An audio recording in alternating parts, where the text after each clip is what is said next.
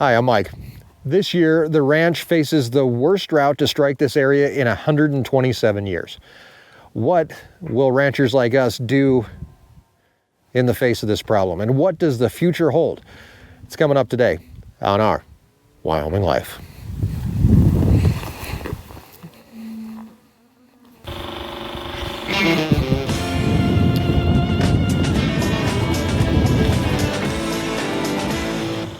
The year is 1894. A lack of rain in northeast Wyoming has many homesteaders and settlers wondering if they made the right decision coming here. The ground isn't much good for growing crops. The soil seems only to support native grasses that have spent thousands of years finding their footing in this harsh environment. The wind moves fast. Topsoil is almost non-existent. The sun beats down with a fury. And now a lack of rain has dried the ground to a crust.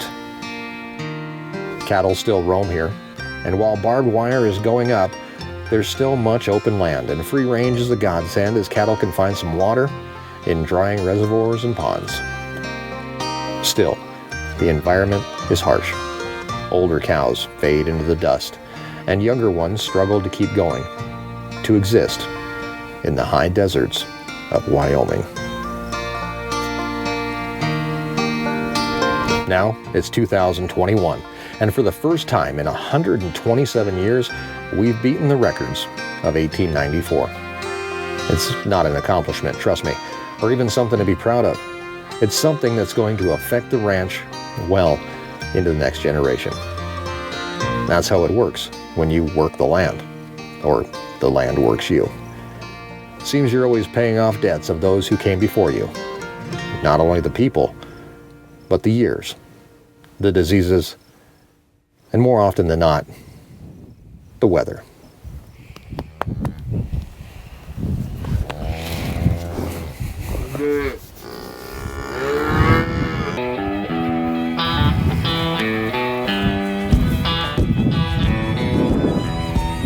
Okay, I gotta go. See you, Bambi.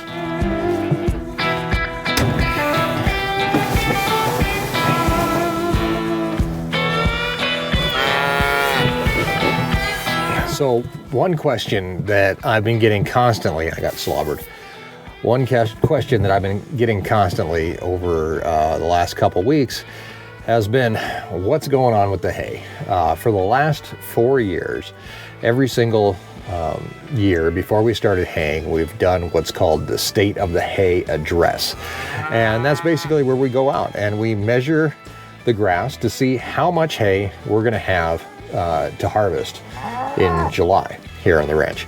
So it's been up and down a couple of those years. We did get hailed out one year, and last year we had no hay at all, as you can see. Hay production is light. Normal production for this area is about 1 ton per acre. This year, we're gonna be lucky to get half a ton per acre. Fields that were full of clover and alfalfa only 10 minutes ago, completely destroyed. Hundreds of acres are pounded into the ground. Stalks are broken off and left just as sticks sticking out of the ground. We've completely lost about 200 acres of alfalfa. Simple, but that's what we've got to deal with. So we're looking at about 400 to 500 pounds per acre in a good, decent low area that's got lots of moisture. So that's not good. That's what we have. I can honestly say I do not think we will be cutting any hay this year. So while the hay situation has been up and down, last year's measly 600 pounds an acre really was a godsend compared to what we're dealing with now. And that's what we're going to talk about today is the hay, the rain, and what the future will hold for the ranch for the upcoming years and possibly even decades following what is the worst drought that we've seen in 127 years. We're going to move through the ranch. We're going to take a look at some different fields. We're going to go down and visit summer pasture and see how that's looking. We're going to look at some hay fields and see how they're doing, even though we know at this point we will not be harvesting anything off the ranch. The cows will do all the harvesting for us of what there is. But one of the most important things that we have to worry about this entire summer is water. So cows need water. They need to have water somewhat close by. We need to have water to be able to move them through fields so that we make sure that they graze correctly. So, and the only source that we have of water right now is well water. So we're going to go and check out the water that is in this field that these cows have access to, and make sure that everything's working okay.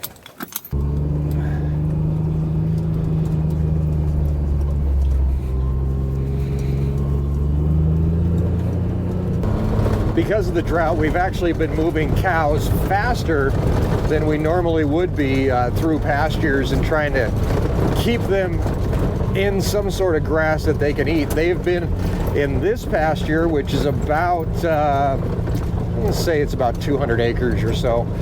They've been here for about a week, and we've been trying to make sure that they have food and water. The grass itself already getting depleted. Let's take a look. So this is what continual drought will do to pasture.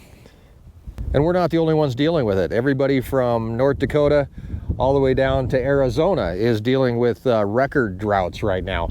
And they're in the same boat that we are. Some are even worse. And it's not going to end well for a lot of producers here in the future.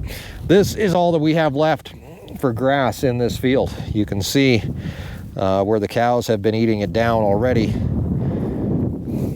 It's almost gone.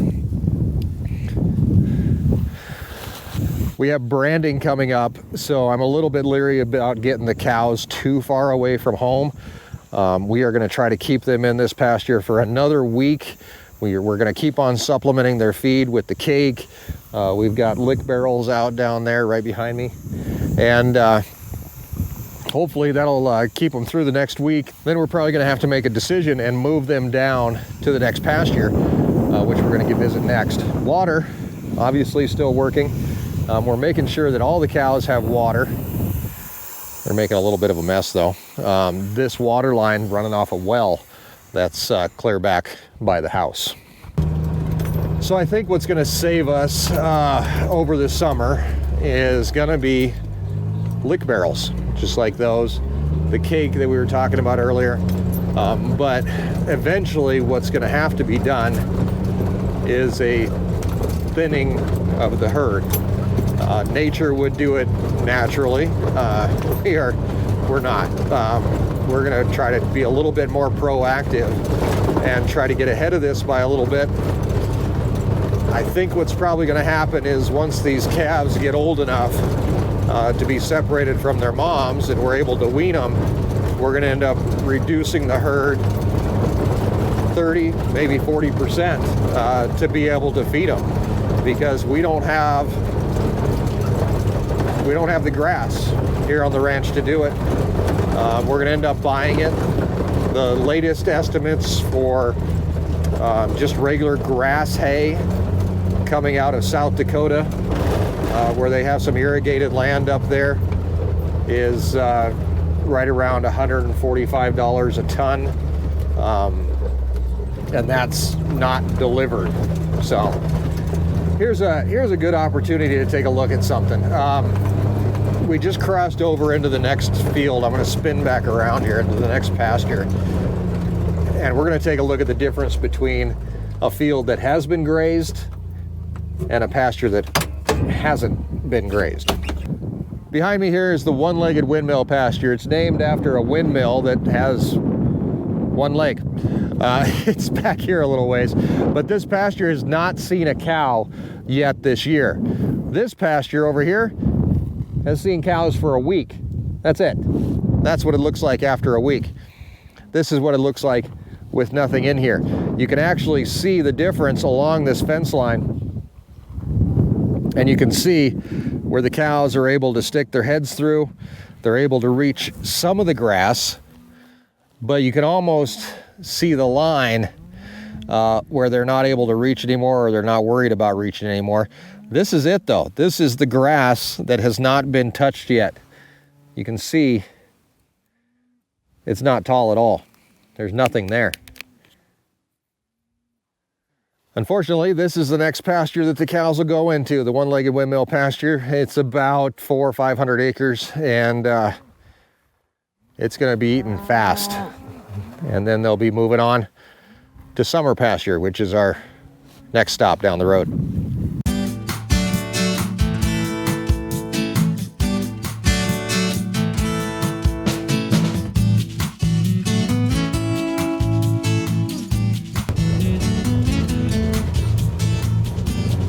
That's the one-legged windmill.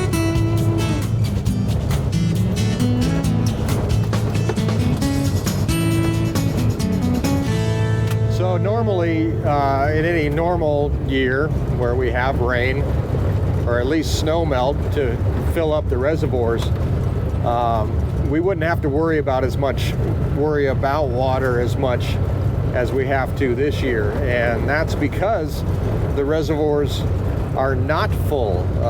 Let's flash back really quick a couple of years ago, maybe even a year ago, when this reservoir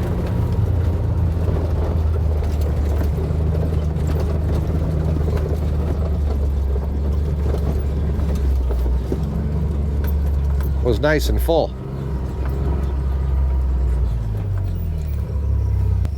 That's the way we like to see it. Unfortunately, this is what we're left with, and it means that we're going to end up getting cows water any way that we can, whether we use the fire truck to haul it in and out, which maybe we'll end up using the fire truck for fires, but we'll talk about that in just a couple minutes here. We can use the fire truck to haul water and fill up water tanks. We also have a couple wells down here, actually just the two. We've got one well that still feeds all the way back from the home place. This is back about 4 miles or so.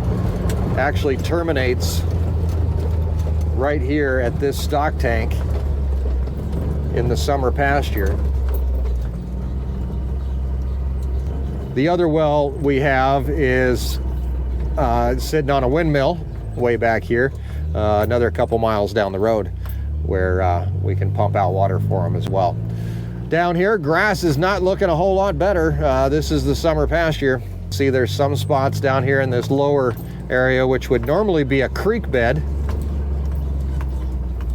There's a bit of grass down here. The cows will enjoy this when they do get down here, but there's not a whole lot of it. On this side of it, this is actually a hay field. Any normal year, we'd harvest this before the cows got down here. We'd cut and bale here, but there's nothing at all. In the past, I've shown you guys how we use a hula hoop to measure how much grass we have in any given field. At this point, it's not even worth it. We know, just by looking at it, that there's not enough here to do much. So down here about, I don't know, 2,300 acres or something like that, that these cows will be able to summer on, and hopefully be able to make it through to the end of the summer. That's the big hope anyway. So really, this is as good a place as any to stop and talk about that. Hope. I think every farmer or rancher is an optimist. They have to be, right? You can't be pessimistic about the weather. You always have to hope for the best. Now, you also have to be realistic. And over the past, we've gotten hundreds of comments that say you need to reseed or you need to fertilize. This year, right now, as we continue through this, basically it's been since 1999 that a majority of our state has been in a drought. And it's been really hard to justify coming out and spending thousands of dollars on fertilizer or thousands of dollars on seed, which I did one year. Actually, I can't even remember what year it was, 2012 maybe. We came out, we reseeded 250 acres at a cost of like $16,000. And the following year, we didn't get that much rain. And it was basically a giant waste. You can do the same thing with fertilizer. You can do the same thing with whatever. It's always a gamble. And that's where you have to be an optimist, but you also have to be realistic about what you expect to happen. So let's take a look at this whole thing by the numbers. Like I said, since 1999, a majority of Wyoming has been in a moderate to severe drought. I actually have a cheat sheet down here, so I know that I'm reading you guys the right information. 320,000 people are affected by drought this year in Wyoming. 95% of Wyoming is now, this year, in what is considered a severe drought. And basically what that equates to for us here on the ranch is we know, what we get for rain. We know what we don't get for rain.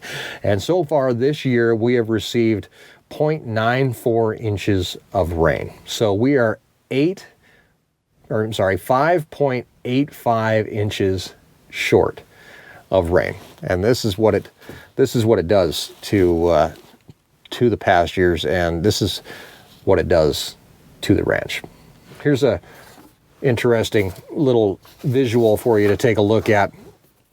And basically, this is the drought map of Wyoming, the U.S. Drought Monitor. It's updated every Thursday to basically show you the intensity of drought across the country. Now, this map is the drought conditions across Wyoming, and they actually use a 5-category system. They have D1 or D0 through D4. D0 being just abnormally dry. D4 is the exceptional drought. So right now, as you can see right up in this red area, that's where we're at, just south of Gillette, Wyoming. We are currently in an extreme drought. That drought is affecting 6.3% of Wyoming. And basically, you catch everything that's before it. So when you're abnormally dry, fishing restrictions are issued. Not a big deal, right? Moderate drought, hay and forage yield is low. Producers give supplement and feed to cattle. Fire danger is elevated. Fire and fireworks seasons are restricted. And fewer wildflowers are in bloom, which actually affects the bee population in the area. Severe drought follows that. That's where pasture conditions are poor. Overgrazing is reported. Hay is scarce. Producers are selling cattle. And the dust increases, which we've seen quite a bit. Trees and vegetation are stressed. We don't have many trees. But yeah, the vegetation, I'll say. Vegetation is stressed. And the water pressure is low. Well levels can actually decline at this point. That's one of the things that we are worried about, because we're going to be relying so much on well water throughout the summer that if the aquifer starts drying up, we're going to be in a bunch of trouble. So that's one thing we do have to kind of regulate. So where we're at now is considered extreme drought. That's where the snowpack is poor. So that's the difference between severe drought and extreme drought, is that we didn't have a good snowpack this year. We didn't have that much snow. The snow that we did have melted early. It wasn't. It didn't do us any good. Surface water, the state is now saying, is inadequate for farming and ranching. But just because it's inadequate doesn't mean we stop. It doesn't mean that we can stop. We have all these animals that we have to take care of. So we have to figure out a way around it. We have to adapt, and we have to overcome. By the way, if anybody wants to know the next level, that's exceptional drought. That's where things really start to go downhill. That's when your wells start drying up, all that kind of stuff. Revenue losses are reported by cow-calf operations, by pretty much everybody. Anything in the agricultural sector. Ranchers start reducing and selling their herds, which we're going to end up doing this fall, because we're not going to be able to afford to feed what we have here. So the other thing is that we're going to end up probably weaning calves a little bit early, because we may have to get them out of here because we don't have the feed to feed them. The weather, once again, the one thing that's completely out of our control, unless you pack up the entire place and you you move away. And that's the only way that you can really control the weather, is where you're at. But then again, you can't control the weather where you're going. So I don't know, is it better here, or on the other side of the fence, the grass is always greener, and the grass is always taller, maybe. Who knows?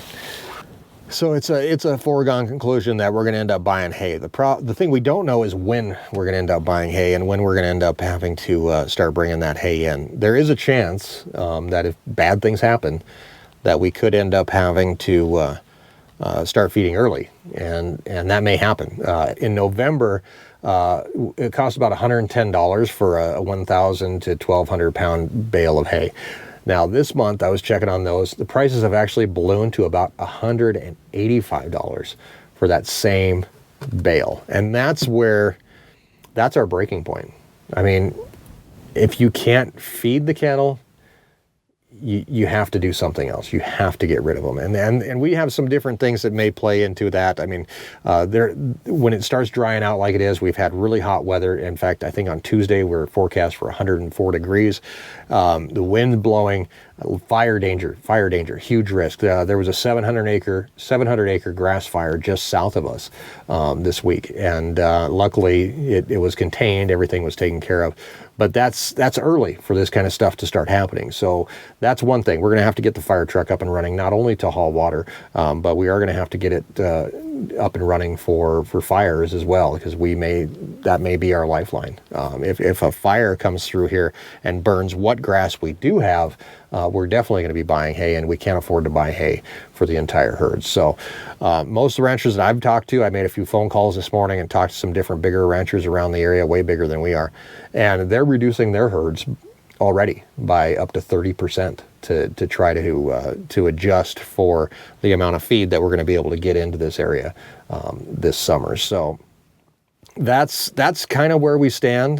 This is the situation that we're dealing with. This is what we're dealt, and this is what it is. In just a few weeks, the cows will be down here. This is their summer pasture. This is where they're going to live. This is where they're going to have to make a go of it all summer long. It's also where they're going to have to find water and raise their calves and make milk and all that good stuff. And this is the ranch. This is what we deal with. And I think the hardest part about any of this, and pushing our way through it, because we've done this before. We've worked our way through droughts for 5 years now. We've had hay, we've been hailed out, a series of unfortunate events. But my biggest fear is that the younger generations that see this stuff happening, that see how hard it is, are dissuaded by what they see. They see the weather, they see the wind, or they feel the wind, and it's enough to almost scare you away. I think younger generations of ranchers may not want to keep fighting Mother Nature. I mean, it's hard enough as it is. Trying to keep stuff going, trying to keep tractors running and cows healthy and all that good stuff without having to fight Mother Nature. And I guess in a weird way, it kind of affects the future of farming and ranching, because struggles are real. And our younger generations are going to want to keep on doing what their family has done forever. You don't know. I mean, it's just as unpredictable as the weather can be. That's the wonderful thing about the future. I do know that not so many years ago, I sat next to a man in a hospital bed as he was dying and told him that I would do everything that I could do to stay here, to keep this ranch going, to keep his legacy alive. I don't see changing that. I don't see backing out on my word. But I know it's hard. I know that every solution in the world, rotational grazing or mob grazing or whatever else, the irrigation, whatever else it may be, without rain, there's none of that. Doesn't work. Looks good on paper, And it's almost enough to piss you off. But each morning we keep on getting up, we keep on going, and we keep on doing exactly what we need to do to make sure that maybe my kids won't want to do this. Maybe they'll look at it and say, hey, you know, it aged dad or whatever else. But I'm gonna make sure that they have the choice, that they have the choice if they want to be here. That's what I want to do. So anyway, I know we didn't get a whole lot done today. Well, I still got a lot of day left to do, but there's a lot to be done. But I wanted to give you guys an update on what's going on with the hay. We're going to be buying hay. We're going to be grazing hay fields again like we did last year. This is the first time, and as long as we've been here on the ranch, that we've had 2 years in a row where we're unable to hay, where the hay equipment's going to sit. It's not going to move. It's just going to sit there, rust. Maybe we'll sell it to buy hay. Who knows? Guys, thank you very much. Gosh, man, what a bummer. Here, you know what? Here's a cute calf to lighten everybody's mood.